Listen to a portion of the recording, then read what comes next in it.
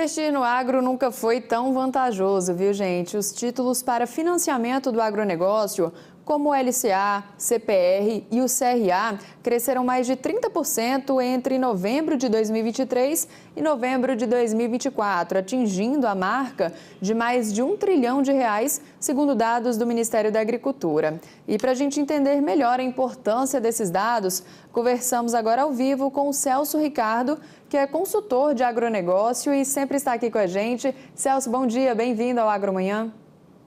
Bom dia, Carol, tudo bem? Prazer estar contigo aí. Maravilha. Celso, então primeiro explica para a gente quais os principais fatores que contribuíram, para esse crescimento de mais de 30% nos títulos do agronegócio. Carol, as notícias, conforme elas vão sendo apresentadas, elas precisam serem colocadas para o conhecimento de todos de uma maneira bem esclarecedora, conforme o agro mais vem fazendo há muito tempo. Esse crescimento, de uma certa forma, da maneira como ele pode ser passado, ele pode ser mal interpretado por muitos dentro do setor, né? Nós podemos falar de um crescimento saudável desses estoques, desses recursos, privados, mas também nós podemos analisar de uma maneira mais contundente, até como um risco para o setor. Esses aumentos que vêm acontecendo com relação, como tu falou, a esses recursos privados, ele se dá muito por conta do que o mercado mundial está sendo ou está sendo apresentado, as necessidades do mundo por alimento. Mas, em contrapartida, se nós analisarmos aqui dentro do Brasil, nós podemos ver esse aumento dos recursos com uma certa preocupação, principalmente porque entre a oferta de recursos e a necessidade do produtor rural brasileiro em ter esses recursos para produzir preocupa e preocupa muito.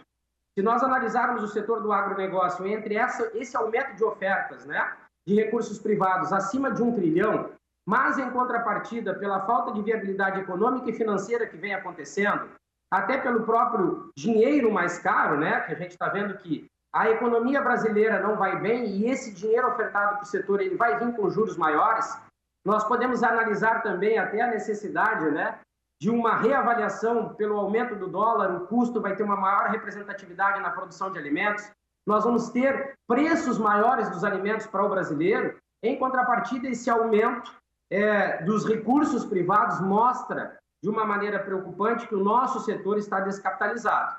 É uma situação positiva por um lado, porque a maior oferta pode trazer, entre aspas, uma tranquilidade para o produtor, mas em contrapartida, as condições que esse dinheiro está sendo ofertado, essa oferta de recursos está sendo ofertada, preocupa porque quando nós analisamos custo e preço das commodities, uma margem de lucro menor, isso pode levar para um risco de endividamento maior também. Precisamos ter cautela, maior oferta, mas as condições entre investimento e resultado, a gente precisa analisar de forma minuciosa para que esse risco de endividamento, ele não seja ainda um grande causador de problemas para o nosso setor. Celso, e o que esse crescimento significa para o setor do agro e para a economia brasileira num todo? Carol, ele traz, como eu disse, não tranquilidade, mas ele traz para o produtor um caminho para a busca de recursos. Como eu disse, o produtor rural brasileiro ele não está capitalizado. A gente vê falar em representatividade do PIB, aumento das exportações, até sobre faturamento recorde de uma maneira constante com relação ao agro, mas isso não se reflete principalmente no setor primário em termos de resultado positivo.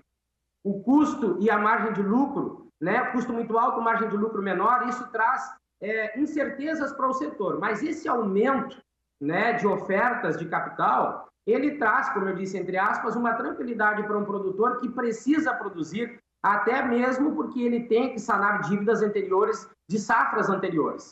Isso pode trazer uma tranquilidade? Sim, porque existem caminhos e recursos. Mas quais as condições que esses recursos vão ser ofertados para o produtor?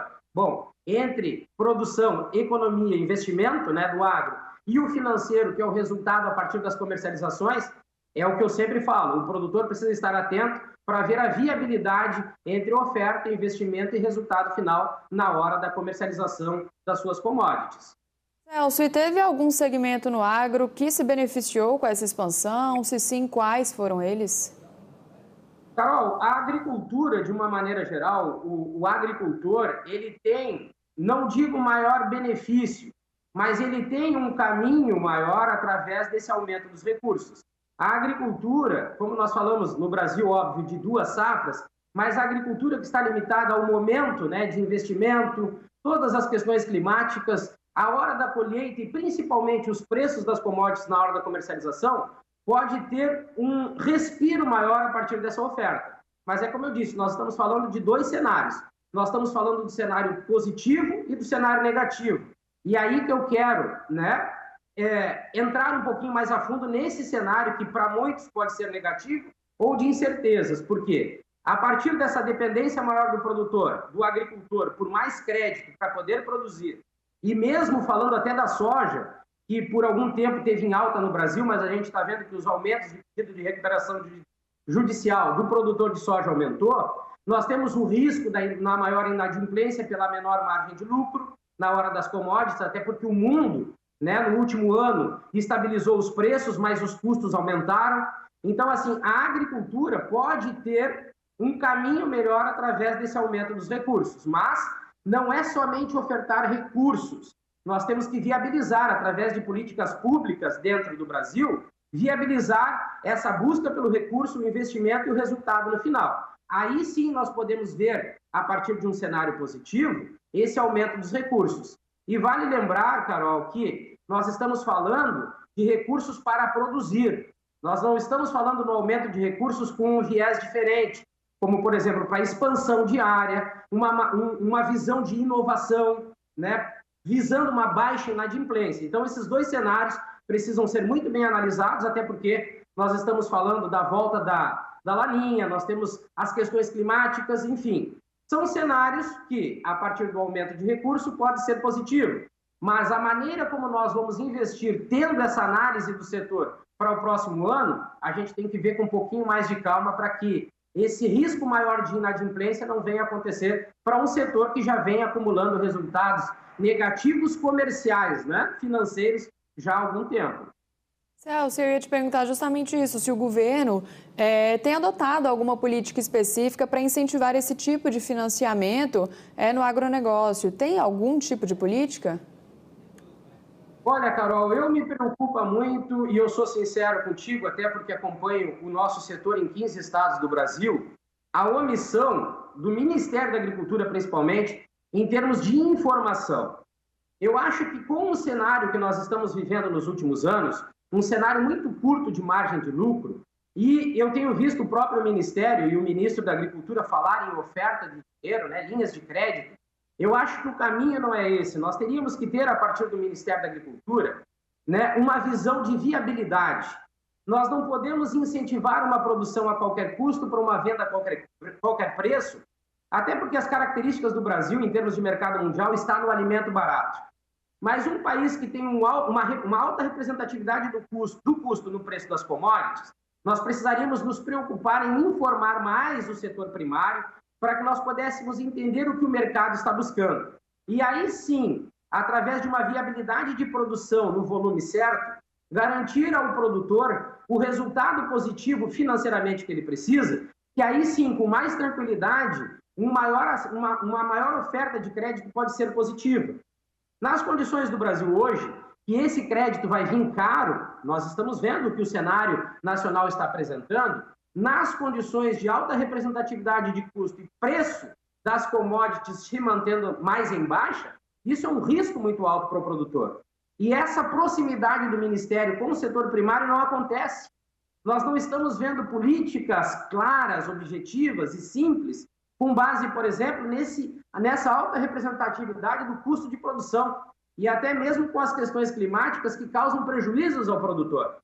Então, essa omissão, esse momento, né, de serenidade, que vamos dizer que o Ministério da Agricultura está se encontrando, né, um momento meio omisso, isso preocupa, porque o produtor descapitalizado vai buscar crédito. Mas esse alto investimento na sua propriedade, nos preços atuais das commodities, vai fazer com que o endividamento possa aumentar, a inadimplência também, e o setor primário vai prejudicar, principalmente nessas condições, o preço dos alimentos para o consumidor final. Eu vejo esse cenário preocupante. Esse aumento dos recursos, para mim, na atual situação que nós estamos, ele não é, né, um momento de nós festejarmos, não. Celso, vamos destacar aqui então os principais desafios para o setor? Vamos, hoje para mim, o principal desafio para o agronegócio brasileiro, né, considerando a agricultura e até mesmo a pecuária, né, principalmente na produção de carne bovina, está na viabilidade, Carol. Nós precisamos buscar a viabilidade econômica. A econômica está entre, né, o investimento e o resultado, né, o custo-benefício. Quando que nós vamos conseguir apresentar para esse setor do agro, que é tão importante para o Brasil, a viabilidade econômica? Juntamente a isso, nós temos a viabilidade financeira, que é garantir ao investidor a margem de lucro. Não pensarmos somente em volume de exportação ou de produção, mas em garantir a esse produtor, principalmente o setor primário, o resultado, a margem de lucro que ele precisa. Nas operações, o Ministério da Agricultura tem que estar preocupado muito com as questões climáticas, porque ao delimitar uma área, buscar o investimento com a atual circunstância dos preços das commodities, o clima tem causado prejuízo a esse produtor. Como que nós vamos, né, nos comportar em termos de ministério, tendo em vista essa análise do Brasil, ora chuva demais, ora seca demais? E por fim, Carol, nós temos a viabilidade comercial. Nós estamos falando de um mundo que está produzindo alimentos, ora com maior escala, ora com menos escala, mas isso está influenciando no preço das commodities. Então, o Brasil precisa se voltar das fronteiras para dentro, conseguir apresentar propostas com essas circunstâncias claras para que o produtor rural, principalmente ele, porque é lá que começa a produção de alimentos, tenha condições de analisar esses cenários a partir de uma maior carga de informações por parte do Ministério e definir, né, qual cadeia produtiva ele vai se especializar, tendo ele uma certeza maior que, entre o investimento, a colheita ou a produção, né, da proteína, na hora da comercialização ele vai ter a garantia que os preços estarão nas condições ideais para que ele possa comercializar, ter lucro e fazer uma projeção financeira e de plantio para as próximas safras. Se nós não nos voltarmos para essa situação, nós vamos ver que o agronegócio brasileiro vai apresentar cada vez mais dificuldades, principalmente no setor primário, e isso compromete, né, a produção e, como nós estamos vendo nos últimos meses, no supermercado, o preço dos alimentos só vai ter tendência de alta, infelizmente. Para a gente finalizar aqui, então, o nosso bate-papo, como que você vê o futuro do mercado de títulos do agronegócio nos próximos 5, 10 anos, assim, falando a longo prazo?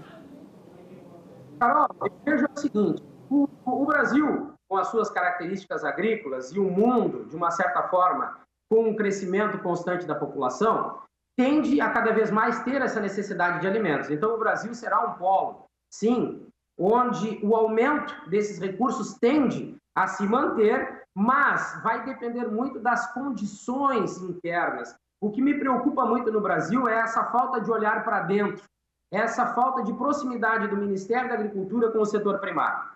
Se nós tivermos a preocupação de atuar internamente com responsabilidade, garantindo a esse setor o investimento da maneira correta e dando a ele todas as situações positivas para que, mediante as adversidades, ele consiga se sustentar, os investimentos eles tendem a aumentar. Caso contrário, o indicador de endividamento e também do aumento dos pedidos de recuperação judicial pode ser um problema, porque mostra inviabilidade para o setor.